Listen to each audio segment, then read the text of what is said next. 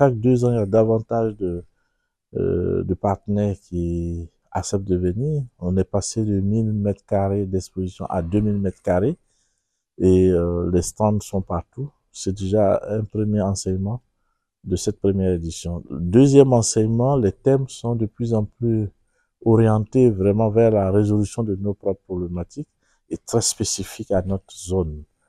Troisième enseignement, c'est la forte participation des entités sœurs d'autres régions. Nous avons, par exemple, le schéma de paiement du Ghana qui est là, avec une forte délégation. Le CEO lui-même est là. Nous avons également Verve, qui est un schéma de paiement du Nigeria. Nous avons également la Banque centrale du Maroc qui est représentée. Et tout ceci témoigne d'un engouement certain. On a aussi la Mauritanie qui est présente. Voilà un peu ce que je peux dire en termes d'enseignement. C'est les premiers enseignements. On en tirera d'autres à la fin.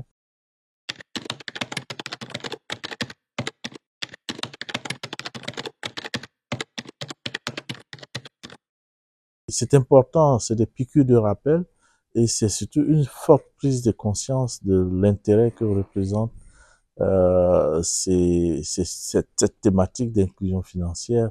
Et tous les panels en ont parlé. Même tout à l'heure, aujourd'hui, le panel parle de sécurité, de fraude, mais l'inclusion financière est partout. Et c'est important, cette première notion de prise de conscience. C'est la prise de conscience d'abord qui drive les solutions. Et donc, je dirais, si le JMIOMOA, à travers son salon, peut contribuer à faire prendre conscience, c'est déjà bien. L'éducation financière aussi est partout parce que les gens qui assistent à ces panels apprennent.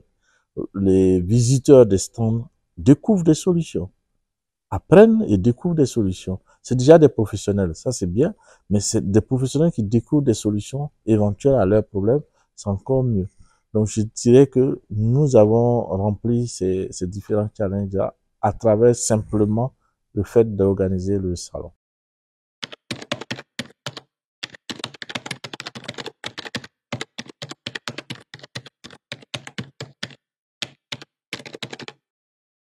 Disons que le projet d'interopérabilité était un projet de la Banque centrale. Je pense que le représentant du gouverneur, lors de son allocution, a donné quelques informations sur ce projet. Et je rappelle que l'interopérabilité dont il est question, c'est l'interopérabilité des moyens de paiement. C'est-à-dire, on a différents moyens de paiement. On a un moyen de paiement ou plusieurs moyens de paiement émis par différents acteurs. Et ces acteurs souhaitent que les moyens de paiement qu'ils émettent puissent interagir. C'est ça l'interopérabilité des moyens de paiement. Mais l'interopérabilité ne se limite pas qu'aux moyens de paiement. Il y a aussi l'interopérabilité des services, ce qui est le cœur de l'action de GMPay que nous lançons. Donc la Banque centrale agit au niveau de son projet sur l'interopérabilité des moyens de paiement. Nous agissons au niveau de l'interopérabilité des services. Donc nous sommes côté service. Et ça veut dire qu'entre les deux, il y a un lien fort, naturel. L'interopérabilité des moyens de paiement, c'est comme des ponts. Pour vous donner une image, c'est des ponts que nous construisons. Quand dans un pays, on construit un pont, c'est pour permettre à deux zones de communiquer. Donc, on permet d'échanges. Donc, on facilite le mouvement d'argent entre différents instruments de paiement.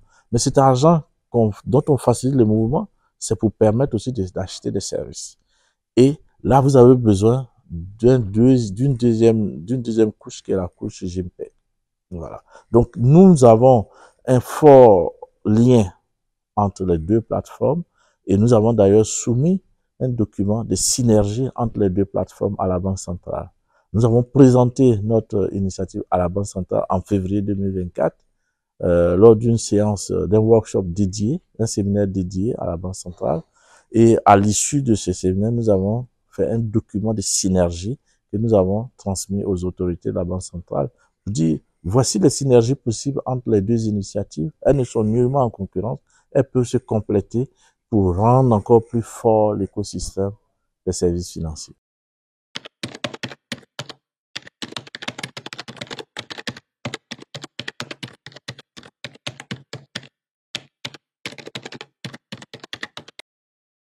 De notre point de vue, je ne dirais pas, j'utiliserai pas ce terme dépassé. Pour moi, à l'heure actuelle, le diagnostic qui est établi montre que il faut qu'on se réinvente. Il faut qu'on trouve à nos problèmes endogènes des solutions endogènes. Et les solutions endogènes qu'on doit trouver ne passent pas forcément par le taux de bancarisation. Tout le monde ne peut pas être dans la banque. Ceux qui ne peuvent pas être dans la banque et qui sont dans d'autres institutions financières doivent aussi avoir les mêmes services. Il y a une hiérarchie naturelle dans les institutions financières. La banque arrive en tête. La banque, c'est l'institution de confiance. Ensuite, suivent les microfinances, les établissements de monnaie électronique. Au fur et à mesure qu'on descend, il y a moins de services. Ce qu'il faut, c'est de combler le gap de services. Dans la hiérarchie actuelle, il faut établir la correction au niveau des services. Qu'il puisse avoir une hiérarchie du point de vue réglementaire, ça c'est une chose, mais que les services soient les mêmes, que ce soit dans une microfinance, qu'on soit dans un établissement de monnaie ou qu'on soit dans une banque. C'est ce à quoi nous nous attelons aujourd'hui. Notre objectif n'est pas tant d'amener tout le monde à la banque, mais de permettre à chacun, en fonction de l'institution qui lui est accessible, d'avoir le même niveau de service.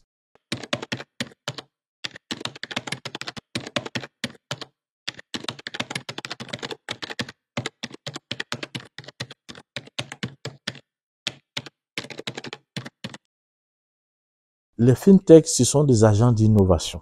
C'est comme ça, en tout cas, au GIM, nous les concevons. Nous considérons que les fintechs sont des acteurs et des agents d'innovation. Vous savez, c'est connu dans le monde. Hein. Les entreprises établies ont de moins en moins de capacités d'innovation. La gouvernance fait que ce n'est pas simple d'innover. Innover, c'est de l'apprentissage, c'est de l'expérimentation. Or, les entreprises établies ne font pas de l'expérimentation. Votre conseil d'administration ne vous donnera pas du budget pour aller expérimenter quelque chose. Ne serait-ce que pour ça, c'est pas les meilleurs acteurs de l'innovation. Donc, les fintechs ont un rôle fondamental. On ne peut pas non plus avoir des acteurs qui touchent au secteur financier sans qu'ils ne soient régulés. Parce que la chose financière est sensible. Les risques systémiques sont jamais loin. Donc, on peut comprendre le régulateur. Il est dans son rôle. Mais le plus important, c'est de ne pas casser ce qui est essentiel. C'est de préserver ce qui est essentiel. L'essentiel, c'est que il faut tout mettre en œuvre tout en préservant ce fort caractère innovant des fintech. Et les fintech sont en général promus par des jeunes. Pas toujours, mais beaucoup, dans la majorité des cas, par des jeunes. Et c'est une chance. Et il faut pouvoir créer les conditions pour que notre jeunesse innove davantage, notre jeunesse crée, parce que c'est elle qui va formater l'avenir qui n'existe pas encore, puis c'est elle-même constitue l'avenir de nos nations.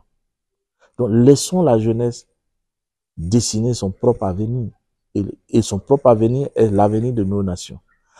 Au GIM, en tout cas, nous avons, à la faveur de cette infrastructure GIMPay, nous avons imaginé plusieurs programmes en soutien. Il y a le programme GIM Trilogy qui est basé sur 3 piliers. Le développement du capital humain, l'éducation financière et l'innovation. Et dans le volet éducation financière, nous suscitons les vocations auprès des jeunes. Les jeunes des lycées, seconde, première, terminale, second cycle de lycée, nous mettons à disposition des contenus, nous organisons des conférences autour des technologies du paiement pour susciter en ces jeunes des vocations futures. Ensuite, dans le deuxième volet qui est GIM Active, nous activons un réseau d'écoles autour de lui et moi. Et il y a par exemple l'INPHB de Yamoussoukro en Côte d'Ivoire, il y a le CESAG, il y a l'ESTM du Sénégal qui est aussi membre, et il y a l'Ome Business School qui est membre. Nous continuons d'engranger de nouvelles. Le but, c'est de créer ce réseau d'écoles que nous allons activer. C'est pour ça qu'on parle de GIM Active.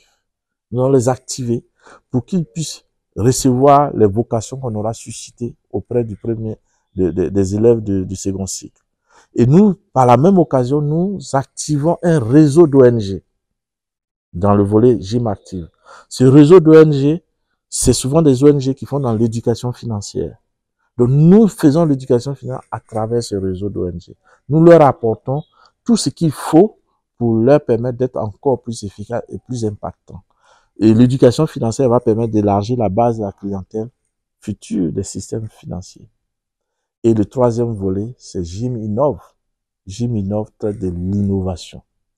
Et dans ce cas, le programme phare, c'est Jim Technopole, qui est issu de Jim Innove. Jim Technopole, c'est des hubs d'innovation qu'on veut construire tout autour de l'UEMOA.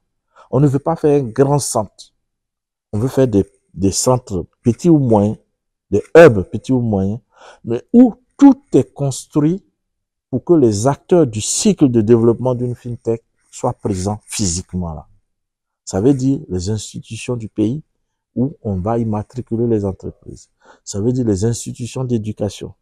Ça veut dire le régulateur lui-même, il doit être présent. Ça veut dire le GIM, le facilitateur doit être présent. Les banques doivent être présentes. Ça veut dire le capital investissement doit être présent. Et tout ceci pour qu'il y ait un environnement favorable au développement de nos fintechs, qui trop souvent n'ont pas d'autre choix que de faire de l'agrégation de moyens de paiement. Or, on les attend ailleurs. Mais cet ailleurs-là, nous le structurons aussi dans GIM Innove. Donc, on finance avec nos moyens, on finance des études sur les problématiques connues. On a lancé une première étude sur les frictions qui créent l'exclusion financière dans les filières agricoles du Sénégal, pour identifier les zones de friction qui font que les agriculteurs ne bénéficient pas de services bancaires ou de services financiers. Et ces frictions, nous allons les présenter à travers des sessions d'idéation aux jeunes qui sont dans les écoles d'ingénieurs en organisant des hackathons autour de ces thèmes. Mais nous allons aussi faire des sessions d'idéation avec des partenaires d'innovation. Et cela va permettre peut-être d'aboutir à de nouvelles solutions, de nouveaux cas d'usage spécifiques à la résolution des problèmes de ces agriculteurs et qui vont permettre que ces agriculteurs soient mieux regardés par les banques. Vous ne pouvez pas demander à une banque d'aller financer un agriculteur de riz quand l'agriculteur de riz, n'a pas les documents sur le terrain.